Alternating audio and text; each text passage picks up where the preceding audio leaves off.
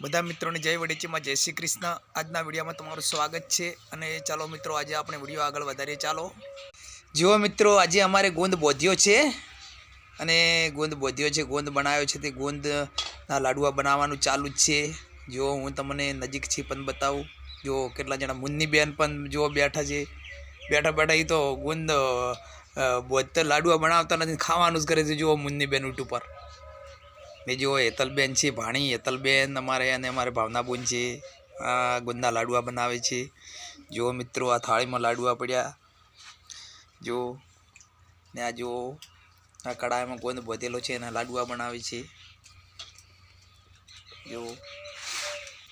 જો મિત્રો આ ગોંદના લાડવા છે, કેવડા કેવડા છે। આ જોઈને તમારા બધાને પાણી તો આવતું નથી ને મોઢામાં મિત્રો। જો અને ઓણ મિત્રો કોને કોને શિયાળામાં ગોંદના લાડવા ગાઢા કોમેન્ટમાં લખજો। અને મિત્રો તમને પણ હાલ ખાવાની ઈચ્છા થતી હોય તો કોમેન્ટમાં લખજો, હું તમારે ત્યાં સરનામા હંગાત હું તમારે ત્યાં મોકલાઈશ અમારા ગોંદના લાડવા। જો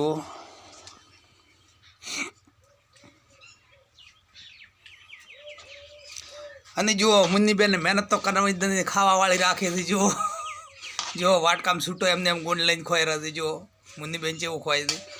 મુન્નીબેનને મિત્રો તમારે કોઈ કહેવું છે? મુન્નીબેન તમારે કોઈ કહ્યું છે મિત્રોને? મુન્નીબેને ના પાડે, મોટામાં તો ગોંદ હકરી હબ્બીને ભર્યા પર બોલી કે તરકી પેલો કે મને કહેવા જો, પછી કે ખાવા જો, પછી કે મિત્રોને કહેશું એમ કહેશે મને। હાલો ભલે ખાતા।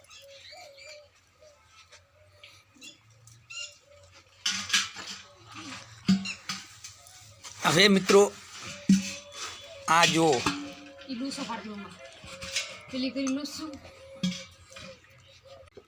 જો મિત્રો આ ગોંદના લાડવા છે ને આપણે આ ચરૂડી છે, ચરૂડી મૂકશે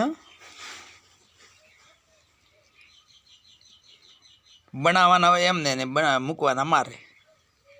હા એક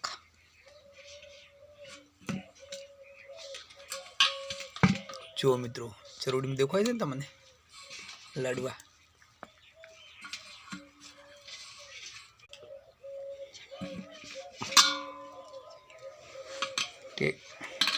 મસ્ત બનાવ્યા છે। જો મિત્રો કેવા ગોળ મટાક છે, મારે ખાવાની ઈચ્છા થાય છે પણ છેલ્લે ખુમો।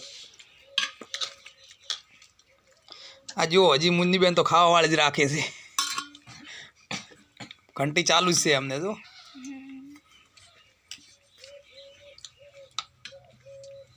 આખી સરૂડી ભરાવાની છે તોય વચ્ચે મિત્રો